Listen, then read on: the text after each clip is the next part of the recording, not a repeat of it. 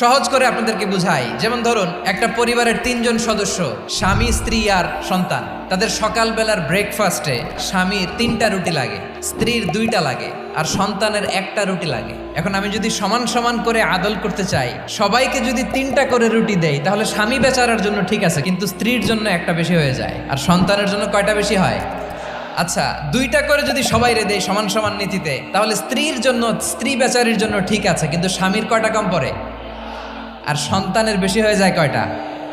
আচ্ছা, সমান সমান নীতিতে সবাইকে যদি সকালের নাস্তার জন্য 1টা করে রুটি দেই, সন্তানের জন্য ঠিক আছে, কিন্তু স্ত্রী বেচারির কম পড়ে কয়টা? স্বামীর কম পড়ে কয়টা?